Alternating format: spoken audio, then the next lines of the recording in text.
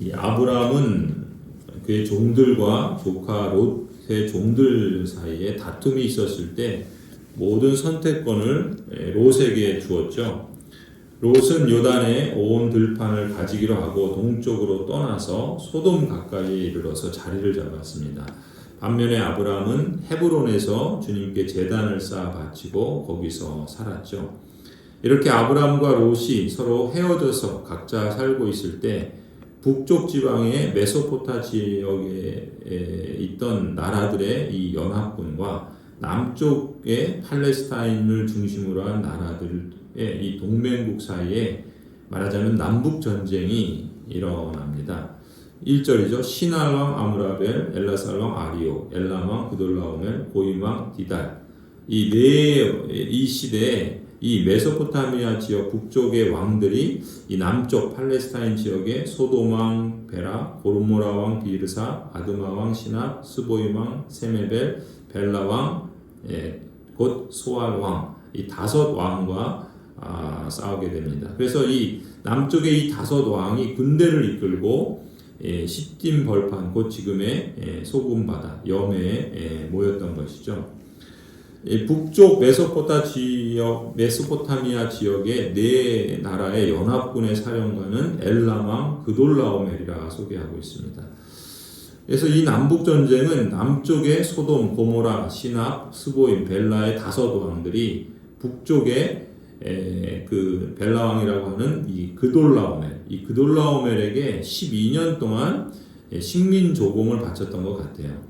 그런데 이들이 13년째 되던 해에 이제 조공을 거부하고 말하자면 그들에게서 독립전쟁을 치룬 것이죠. 4절에 보면 그렇게 기록합니다. 지난날에 이 왕들은 12년 동안이나 그돌라오멜을 섬기다가 13년째 되는 해에 반란을 일으켰던 것이다. 14년째 되는 해에는 그돌라오멜이 자기와 동맹을 맺은 왕들을 데리고 일어나서 아스드롯 가르나임에서는 르바 사람을 치고 함에서는 수수 사람을 치고 사회 기라다임에서는 엠 사람을 치고 세일 산간지방에서는 호리 사람을 쳐서 광야 북은 엘 바람까지 이르렀다. 그리고는 쳐들어온 왕들은 방향을 바꿔서 엔 미스밧 곧 가데스로 가서 아말렉 쪽의 온 들판과 하사손 다말에 사는 아모리족까지 쳤다. 그래서 소돔 왕과 고모라 왕, 아드마 왕, 스보임 왕과 벨라 왕 곧 소알 왕이 시딤 벌판으로 출전하여 쳐들어온 왕들과 맞서서 싸웠다. 이 다섯 왕은 엘람 왕 그돌라오멜과 고임 왕 디달과 시날 왕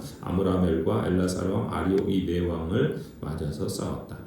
이렇게 북쪽의 네 나라와 남쪽의 다섯 나라가 서로 연합과 동맹군을 맺어서 전쟁을 치르게 되는데 승리는 북쪽의 그돌라오멜 연합군이 승리하게 됩니다. 그래서 남쪽에 있는 이 나라들 특히 이 남쪽에 소돔과 고모라가 있는데 이 소돔과 고모라의 성들의 그 여러 가지 물건들, 재물들, 양식들을 이제 전리품으로 뺏어 가는 거죠. 10절입니다. 시딤 벌판은 온통 역청수렁으로 가득 찼는데 소돔 왕과 고모라 왕이 달아날 때 그들의 군인 가운데서 일부는 수렁에 빠지고 나머지는 산간지방으로 달아났다. 그래서 쳐들어온 북쪽의 네 왕은 소돔과 고모라에 있는 모든 재물과 먹거리를 빼앗았다.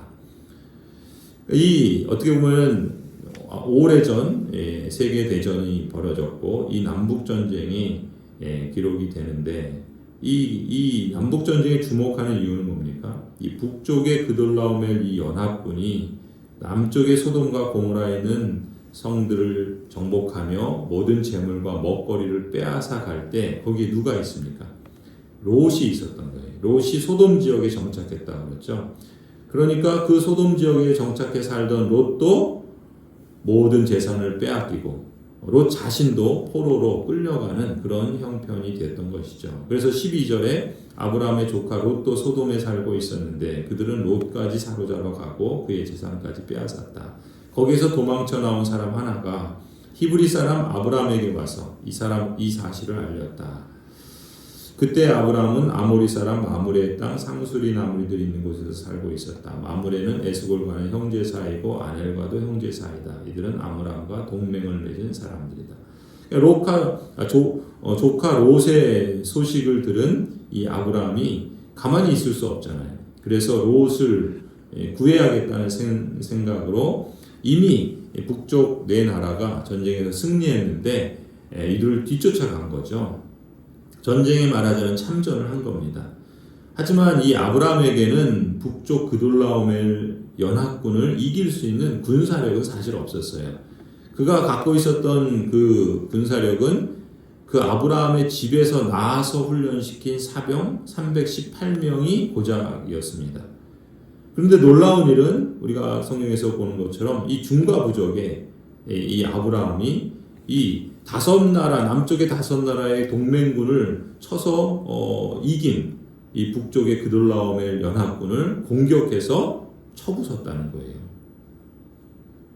그리고 그의 조카 롯과 롯의 재산까지도 되찾죠. 더 나아가서 소돔에 살던 백성들 그리고 부녀들까지도 다 구원해내는 놀라운 일을 성취하게 됩니다. 14절이 그렇죠. 아브라함은 자기 조카가 사로잡혀갔다는 말을 듣고 집에서 나와 훈련시킨 사병 318명을 데리고 단까지 쫓아. 단은 그 이스라엘의 맨 북쪽에 있는 도시라고 하잖아요. 그래서 그날 밤에 이 아브라함은 자기의 사병들을 몇 그룹으로 나누어서 이 그돌라오멜 연합군을 기습 공격을 한 거죠. 그래서 그 적들을 쳐부수고 더 북쪽에 시리아의 다마스쿠스, 다메섹 북쪽 호바까지 뒤쫓아간 거예요. 그리고 이제 그들을 참패시키고 그들이 빼앗아 갔던 모든 재물들을 되찾고 그의 조카 롯뿐만 아니라 롯의 재산, 더 나아가서 소돔 지역의 부녀들, 다른 포로들까지도 다 되찾는 그런 놀라운 역사를 이루게 된 거죠. 그런데 이 아브라함이 그렇다면 어떻게 이 그돌라오멜 연합군과 싸워서 이기고 조카 롯만이 아니라 소돔과 고모라의 백성들 그 재물들을 다 찾아올 수 있었는가? 그 이유를 알 수 있는 실마리가 이제 그 다음 18절부터 기록되는 이 아브라함이 멜기세덱에게 10분의 1을 즉 11조를 드린 일에서 우리가 찾을 수 있어요. 18절에 보면 그때 살렘 왕 멜기세덱은 빵과 포도주를 가지고 나왔다. 그는 가장 높으신 하나님의 제사장이다. 그는 아브라함에게 복을 빌어 주었다. 천지의 주제 가장 높으신 하나님 아브라함에게 복을 내려 주십시오. 아브라함은 들으시오. 그대는 원수들을 그대의 손에 넘겨주신 가장 높으신 하나님을 찬양하시오. 아브라함은 그래서 가지고 있는 모든 것에서 열의 하나를 멜기세덱에게 주었다. 이 멜기세덱은 말 그대로 말키 제데크라고 해서 말키는 나의 왕이라는 말이에요. 제데크는 의라는 말이에요. 나의 왕은 의로우시다 라는 말이에요. 그래서 의의 왕이라고 말하고 또 살렘 왕이라고 말하죠. 살렘 역시 평강이고 그 왕은 멜렉 왕이라는 말이에요. 그러니까 이 멜기세덱이 어떤 존재였는가? 의로운 왕이요 평화의 왕이라고 할 수 있어요. 그런데 이 멜기세덱을 두고 가장 높으신 하나님의 제사장이다라고도 표현하고 있죠. 그러니까 의의 왕이요 평화의 왕인 멜기세덱 제사장이 떡과 포도주를 가지고 와서 승리한 아브라함을 축복하는 거죠. 그랬을 때 아브라함은 멜기세덱 제사장에게 11조를 드리게 됩니다. 이 사건에 대해서 우리가 히브리서 7장에 보면은 이 멜기세덱에 대해서 기록하고 있죠. 히브리서 7장에 보면 1절부터 이렇게 기록합니다. 이 멜기세덱은 살렘 왕이요 지극히 높으신 하나님의 제사장이었다. 그는 아브라함이 여러 왕을 무찌르고 돌아올 때 그를 만나서 축복해 주었습니다. 아브라함은 모든 것의 10분의 1을 그에게 나누어 주었습니다. 첫째로 멜기세덱이란 이름은 정의의 왕이란 뜻이요. 다음으로 그는 또한 살렘 왕인데 그것은 평화의 왕이라는 뜻입니다. 그에게는 아버지도 없고 어머니도 없고 족보도 없고 생의 시작도 없고 생명의 끝도 없습니다. 그는 하나님의 아들과 같아서 언제까지나 제사장으로 계신 분이십니다. 멜기세덱이 얼마나 위대한가를 생각해 보십시오. 족장인 아브라함까지도 가장 좋은 전리품의 10분의 1을 그에게 바쳤습니다. 히브리서에 보면은 이 멜기세덱 제사장은 한마디로 신적인 존재라는 거예요. 그런 맥락에서 오늘 본문 그 20절에도 이 멜기세덱이 아브라함을 축복할 뿐만 아니라 아브라함에게 명령하죠. 아브라함은 들으시오. 그대는 원수들을 그대의 손에 넘겨주신 가장 높으신 하나님을 찬양하시오라고 말하지 않습니까? 그러니까 이러한 멜기세덱의 존재와 그의 축복과 또 그의 명령은 이 그돌라오멜과의 연합군과의 전쟁에서 승리하고 모든 것을 빼앗겼다가 되찾아온 사람들과 재물들, 이런 일의 배후에 이 승리에 하나님이 함께 하셨다라는 것을 이 창세기를 기록한 모세는 알려주고 있는 것이죠. 그리고 이 말을 들은 아브라함은 그 10분의 1을, 그 전리품의 그 10분의 1을 멜기세덱에게 드리게 됩니다. 그러니까 이 사건이 오늘날 우리가 드리는 11조의 기원이라고 할 수 있죠. 10분의 1을 드린다는 건 뭐예요? 모든 것이 다 주님의 것이라는 신앙 고백적 행위라고 할 수 있겠죠. 그러니까 자신의 물리적인 힘으로는 도저히 이길 수 없는 전쟁에서 승리하게 됐단 말이에요. 그런데 그 승리가 멜기세덱의 축복과 또 그 말에 따르면 하나님께서 하신 것이다 라는 것이죠. 그리고 그 하나님께 대한 승리를 인정하고 아브라함은 하나님에 대한 감사를 표현하는 행동이 이 10의 1을 드리는 것으로 나타났던 것이죠. 남북으로 쳐들어오는 그런 참 그 전쟁 같은 강야 같은 그러한 삶에서 자신을 지켜주시고 구원해내시고 또 모든 것을 주관하시는 분이 바로 하나님이시다. 그러니 우리의 소유만이 아니라 우리 자신의 몸과 재산과 영혼과 모든 것이 다 주님의 것이다. 이런 신앙 고백적인 실천이 11조를 드리는 것이고 또 주님의 돌보심과 주님의 은혜 아래 내가 살고 있다라고 하는 이 감사의 구체적인 표현이 바로 11조를 드리는 것이다라는 것이죠. 계속해서 우리가 아브라함이 하나님의 능력과 은혜를 이길 수 없는 전쟁에서 승리하는 이 기적 같은 체험을 하고 실감하죠. 그리고 이 모든 일이 하나님께서 함께 하셨기 때문에 이루어졌구나라는 사실도 깨닫게 됩니다. 그렇게 되니까 이 아브라함의 행동이, 우리가 앞서 아브라함이 어떤 행동을 보입니까? 이집트로 내려갔을 때 자기 아내를 누이라고 반 진리죠. 반은 맞고 반은 틀려요.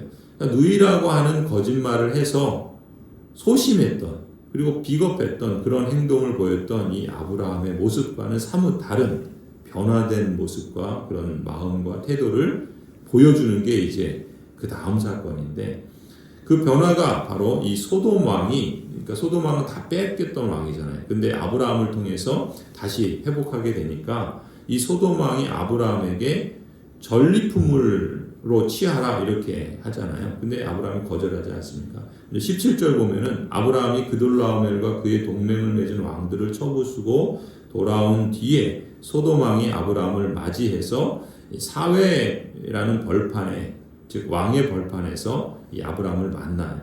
그래서 21절에 보면 소돔 왕이 이제 아브라함에게 이렇게 말하죠. 사람들은 나에게 돌려주시고 물건은 그대가 가지시오. 그러니까 소돔 왕의 그 백성들도 포로로 끌려가고 그 재산과 재물들도 이 전리품으로 빼앗겼던 거잖아요. 그러니까 이 소돔 왕이 아브라함에게 요청하는 거예요. 그 백성들은 우리 소돔의 백성들이니까 돌려주시고, 다만 우리가 빼앗겼던 그 물건들은 아브라함 당신이 찾아왔는데 그거는 당신이 가지십시오 이렇게 말했던 것이죠. 그러자 22절에 아브라함이 어떻게 합니까? 소돔 왕에게 말하기를 하늘과 땅을 지으신 가장 높으신 주 하나님께 나의 손을 들어서 맹세합니다.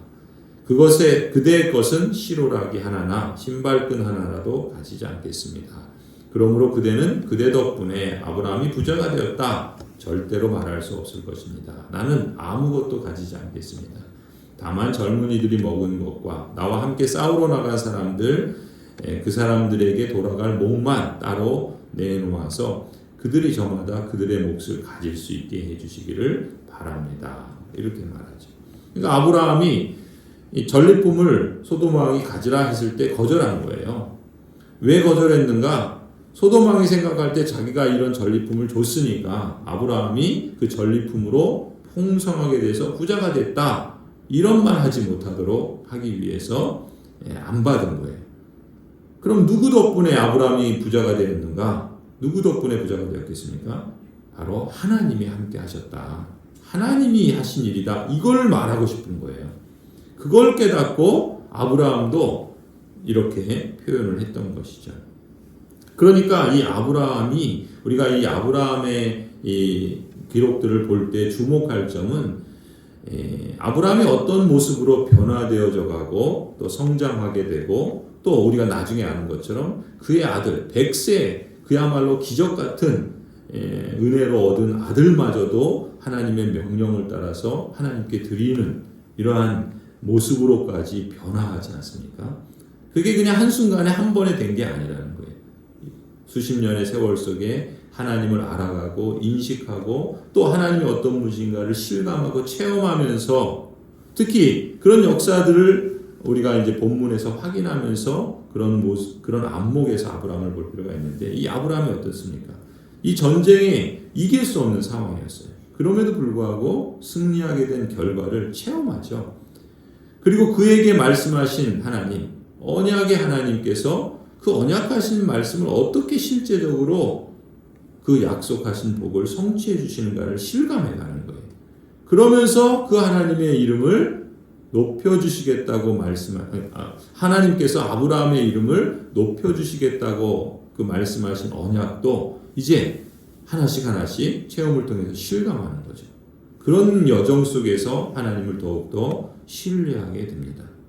이렇게 하나님을 알아가고 또 하나님의 능력, 하나님의 약속을 성취하시는 것, 이런 것들을 실감해 가면서 아브라함의 믿음도 자라가게 되고, 그러한 믿음의 기초에서 하나님에 대한 신뢰도 자라가게 된 것이죠.